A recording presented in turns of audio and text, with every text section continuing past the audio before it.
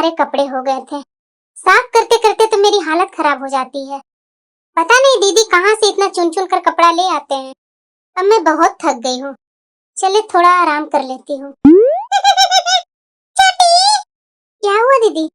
तुम फटाफट रोटियां सेकना चालू करो, मैं फटाफट सबको खाना खिला देती हूँ। क्या? हाँ छोटी, तुम रोटियां सेकेगी तभी ना मैं सबको खाना खिलाऊंगी। क्या दीदी, आपको सिर्फ रोटियां ही तो सेकनी थी, सारा खाना बना करके तो मैं आ ही गई थी। क्या आप रोटियां सेक कर खाना नहीं खिला सकते थे सबको? छोटी, ये तुम कैसी बातें कर रही है? मैं क्या बैठी हुई थी? मैं भी तो काम में लगी हुई थी ना।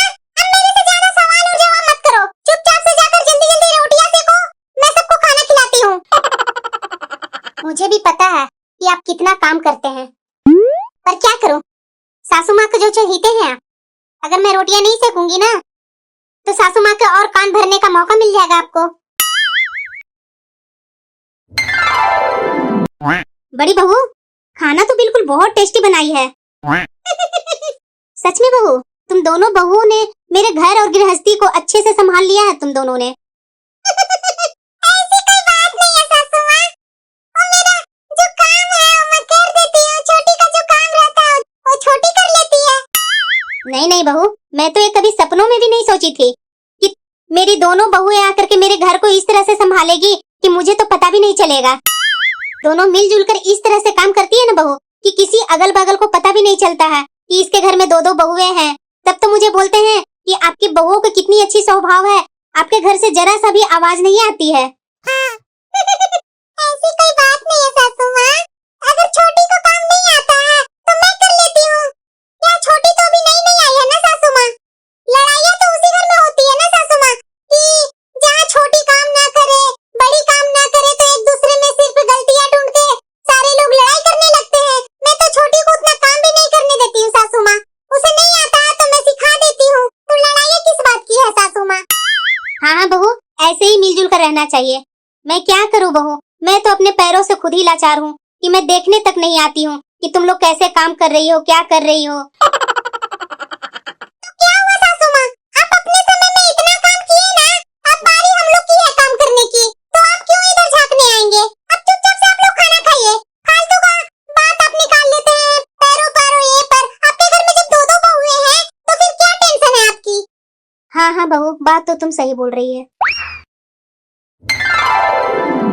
क्या हुआ पिंकी, तुम इस तरह से मुंह बनाई हुई है? तो क्या करूं मैं, दिन भर काम मैं करती हूँ और बड़ाइयाँ लूटती है आपकी बड़ी भाभी। अब जाने दो ना पिंकी, उनकी तो वही आदत है शुरू से ही। क्या उनके बारे में मैं बोल करके फालतू में घर में लड़ाइयाँ लगवाऊं?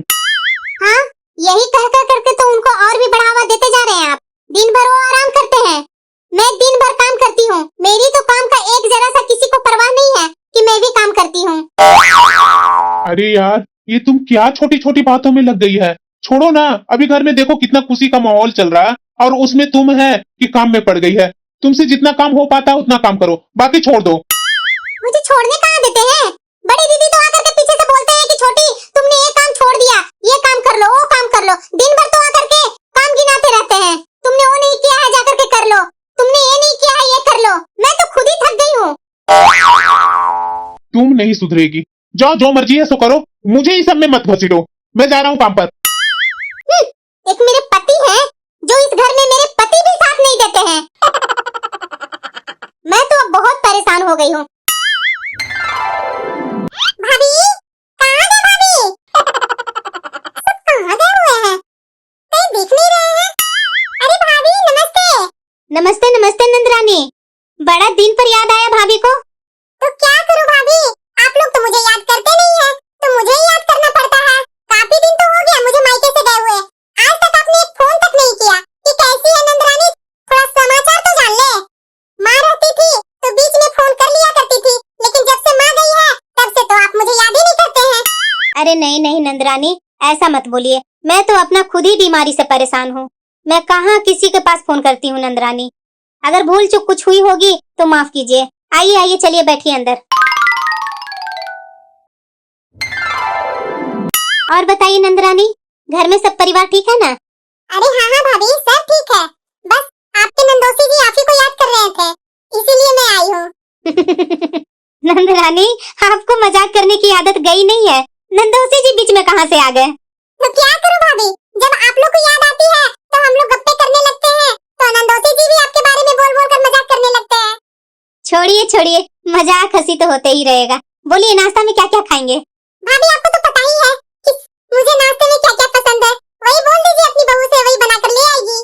जा बहू, अपनी बुआ जी के लिए थोड़ा मटर वाली कचौरिया और रस्से वाली आलू की सब्जी बना कर ले आ। तुम्हारी बुआ जी को नाश्ते में यही पसंद आती है ज्यादा। क्या हुआ बहू, बनाने नहीं आती है क्या तुम्हें? नहीं नहीं बुआ जी, मैं सोच रही थी कि नाश्ते में इतना हैवी नाश्ता आप खाते हैं। अरे बहू, तुम लोग के लिए हैवी खाना है, मेरे लिए नहीं है हैवी खाना। खाकर मैं आराम से आधे घंटे 1 घंटे टहल लेती हूँ, कोई टेंशन नहीं है मेरे लिए। अब मायके आई हूँ तो मायके का तो खाना, अपना मनपसंद खाना खाऊंगी ही। और वैसे भी मैं जानबूझकर मकर संक्रांत में मायके आई हूँ, अपने बचपन का याद ताजा करूंगी। ठीक है बुआ जी, अभी लेकर आती हूँ। तो भाभी, संक्रांत में क्या क्या बनाने वाले हैं? अरे नंदरानी, अब मैं कहाँ कुछ बना पाती हूँ। जो भी बनाती है, जो मेरी ये दोनों बहुएं बनाती है। कोई बात नहीं भाभी, बहुओं के तो हाथ से भी मैं खा लूं। आपके हाथ से तो मैं बहुत खा ली, अब नई पीढ़ी के हाथ से भी तो खाना मुझे जरूरी है ना। इन लोग के हाथ में कैसा टेस्ट है?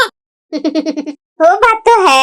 तो भाभी, इस बार मकर संक्रांत में तिल गुड़ का लड्डू जरूर बनाइएगा, और मूंगफली का चिक्की याद करके बनवाइएगा बहू से। ठीक है नंदरानी, जरूर बनेगा। अब मैं क्या करूं? छोटी भी घर पर नहीं है कि मैं छोटी से मैं बनवा लेती। मुझे ही करना होगा ये सारे काम। एक बार मैं छोटी से बात करके देख ही लेती हूँ, क्यों कहाँ है? पता नहीं छोटी क्या कर रही है, फोन ही नहीं उठा रही है। ये दीदी क्या करने आए हैं किचन में? अरे छोटी, तो मैं तुम्हें कितने बार फोन की, तुम उठाई क्यों नहीं? दीदी, मैं तो घर पर पहुंच ही गई थी, तो फिर मैं फोन क्यों उठाती? कोई बात नहीं छोटी, जाने दो। ऐसा करो ना छोटी, तुम मार्केट से आ ही गई है तो जल्दी जल्दी हो मटर वाली कचौरिया और आलू वाली रस्से की सब्जी है, जल्दी जल्दी बना दो ना। मटर मैं छील करके दे देती हूँ। क्यों दीदी, खाना तो मैं बना दी हूँ, फिर खाना किसके लिए? अरे छोटी, बुआ जी आए हुए हैं, तो उन्हीं का फेवरेट खाना वो सासू माँ बोले हैं बनाने के लिए। तुम जल्दी जल्दी काम में लगो, मैं मटर छील देती हूँ। पर दीदी, ये हमेशा ऐसे ही करते हैं। अब बुआ जी आए हैं तो बनाना तो पड़ेगा ही। अरे, खाना तो भाभी ने बड़ी बहू को बोला था बनाने के लिए, लेकिन ये छोटी बहू क्यों रसोई में है? अच्छा, अब मैं तो आ ही गई हूँ। कैसी लगी खाना बुआ जी? खाना तो बहुत टेस्टी बनाई है बहू। इतना क्या डाल दिया बहू, जो खाना इतना टेस्टी लग रहा है? ऐसा कुछ भी नहीं डाली हूँ बुआ जी, वो तो सबका हाथ हाथ का टेस्ट है। अरे हाँ हाँ नंदरानी, मेरी बड़ी बहू इतना अच्छा खाना बनाती है ना कि आप उंगलियां ही चाटते रह जाएंगे। अच्छी बात है। तो बहू, तुम खाना तो अच्छी बना लेती है। कल संक्रांत है ना, कल मेरे लिए मेरे फेवरेट तिल गुड़ का लड्डू और मूंगफली का चिक्की जरूर बना देना। ये क्या बोल रहे हैं बुआ जी? क्या हुआ बहू, नहीं बना पाएगी क्या? नहीं नहीं बुआ जी, मैं बना लूंगी। अरे नंदरानी, इस तरह से मेरी बहू को छेड़ क्यों रहे हैं? ये सारे सामान मेरी बहू ही बनाती है, हर संक्रांत में तो यही बनाते आई है। ठीक है भाभी, तो मैं भी तो देखना चाहती हूँ कि आपकी बहू कितना अच्छा बनाती है।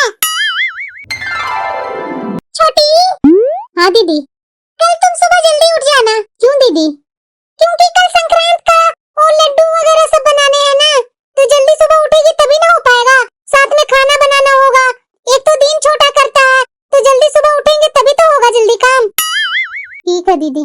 ठीक है नहीं, सुबह 4 बजे का अलार्म लगा लेना, ताकि 4 बजे नींद खुल जाए तुम्हारा।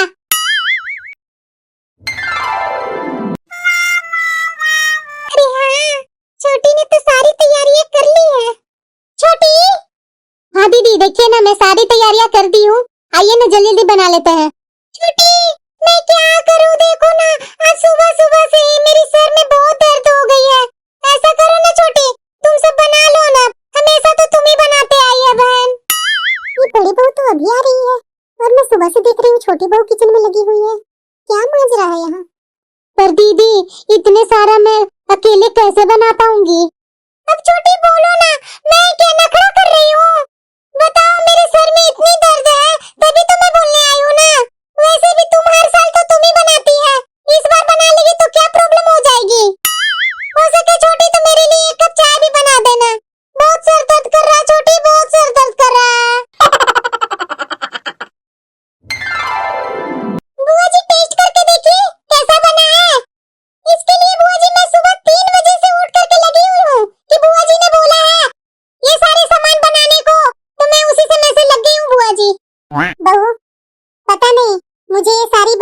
करनी चाहिए या नहीं करनी चाहिए।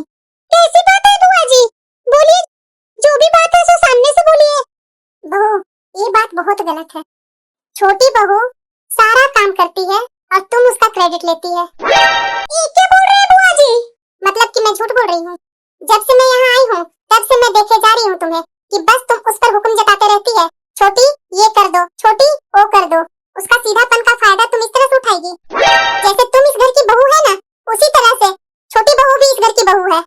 और बेचारी अकेले खाना बनाते रहती है और तुम है कि सबको खाना परोस कर सबके नजरों में ऊपर चढ़ जाती है कि तुम ही सारा काम करती है।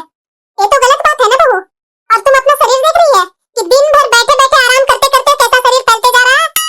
छोटी बहू को ना सही, तुम अपना ही ख्याल रख करके थोड़ा बहुत काम में हाथ बटा दिया करो छोटी बहू का। ये क्या बोल रहे हैं नंदरानी? मेरी दोनों बहुएं मिलजुल कर काम करती है। ऐसा नहीं है भाभी, आपको विश्वास नहीं है ना तो आप अपनी छोटी बहू को ही बुलाकर सामने पूछ लीजिए। छोटी बहू। हाँ सासू माँ। ऐसी बात नहीं है सासू माँ, ओ छोटी मुझे बिल्कुल ही काम नहीं करने देती है। क्यों छोटी बहू, तुम बड़ी बहू को काम करने क्यों नहीं देती है? सासू माँ, वो काम करेंगे तभी ना मैं काम करने दूंगी, मैं थोड़ी ना मना करती हूँ काम करने से। उल्टा बड़ी दीदी तो दिन भर कभी ये कर दो छोटी, कभी वो कर दो छोटी, दिन भर हुक्म जताते रहती हैं। क्या मेरी शरीर नहीं है सासू माँ? मैंने तो आपसे कितनी बार सोचा बोलने के लिए, लेकिन बड़ी दीदी आपके इर्द गिर्द में ही रहती थी तो मैं क्या बोलने जाऊँ। मैंने आपके बेटे से बहुत बार बोला, लेकिन आपके बेटे हैं कि सुनते नहीं है। वो बोलते हैं कि ऐसा पचड़े में मुझे मत डालो, तुम लोग समझो। देखा भाभी, देखा। बड़ी बहू, मैं नहीं जानती हूँ कि तुमने और छोटी बहू ने पिछले समय में तुमने क्या क्या किया, लेकिन अब मैं चाहती हूँ कि एक टाइम तुम खाना बनाएगी, दूसरी टाइम छोटी बहू खाना बनाएगी। वही मैं सोचूं कि ये छोटी बहू हमेशा इतना गुस्सा में क्यों रहती है। अच्छा हुआ नंदरानी कि समय रहते हुए आपने मेरी आंखें खोल दी, नहीं तो यही सब वजह होती है नंदरानी, हर घरों में फूट पड़ती है।